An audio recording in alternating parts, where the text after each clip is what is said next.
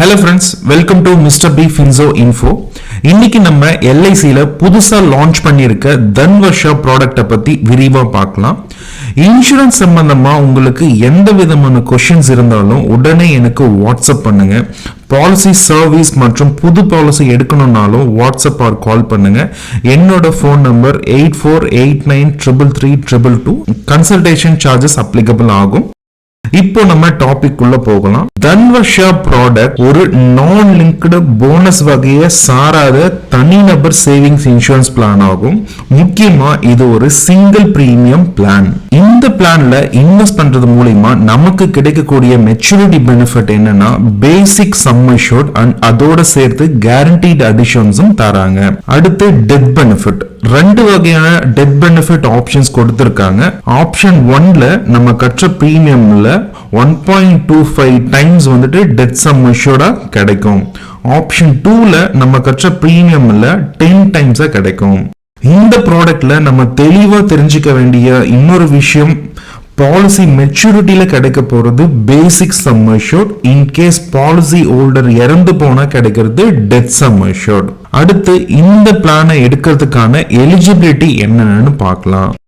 Policy எடுப்பதற்கான குறைஞ்சபட்ச வயசு 3 வருஷம். இது 15 வருஷ பாலிசி டேர்முக்கு. இதுவே 10 வருஷ பாலிசி டேர்மா இருந்தா 8 வயசு.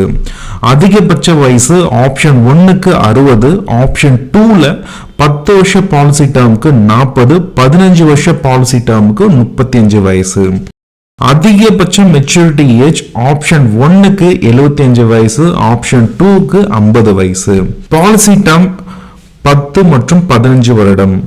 குறைஞ்சபட்ச சம் அஷ்யூர்ட் 1,25,000 ரூபாய். அதிகபட்ச சம் அஷ்யூர்ட் லிமிட் எதுவும் கிடையாது. Mode of premium payment already mention பண்ண மாதிரி சிங்கிள் டைம் மட்டும்தாங்க. Risk commencement.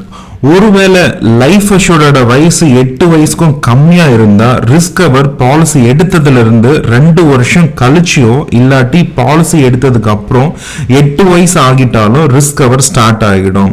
2 விஷயத்துல எது முன்னாடி நடந்தாலும் ரிஸ்க் கவர் ஸ்டார்ட் ஆகிடும்.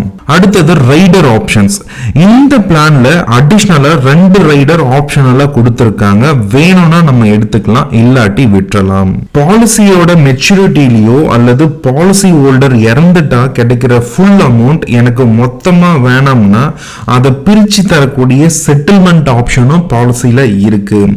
Monthly, quarterly, half yearly or இயர்லின்னு எந்த மோட்ல வேணும்னாலும் நம்ம வாங்கிக்கலாம்.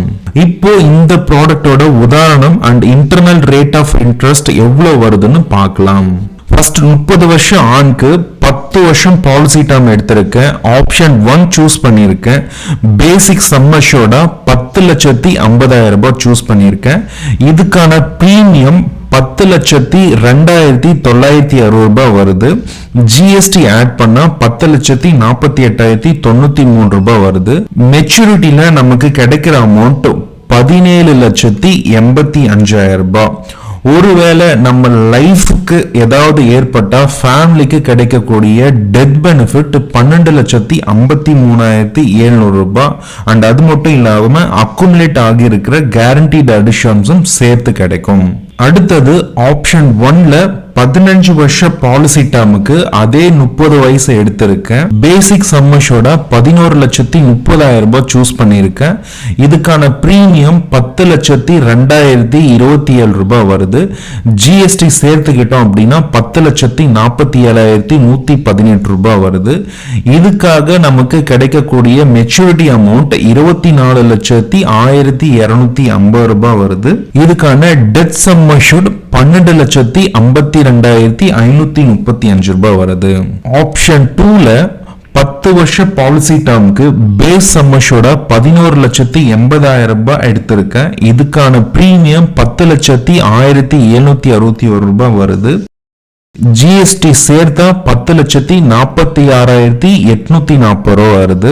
இதுக்காக நமக்கு கிடைக்கக்கூடிய மெச்சூரிட்டி அமௌண்ட் 15,93,000 ரூபாய் வருது. இதுக்கான டெத் சம் அஷ்யூர்ட் 1,17,610 ரூபாய். அடுத்து ஆப்ஷன் 2ல 15 வருஷ பாலிசி டேர்முக்கு பேஸ் சம் அஷ்யூர்டா 12,55,000 ரூபாய் எடுத்திருக்கேன். இதுக்கான பிரீமியம் 10,02,368 ரூபாய் வருது. ஜிஎஸ்டி ஆட் பண்ணிக்கிட்டா 10,47,475 ரூபாய் வருது.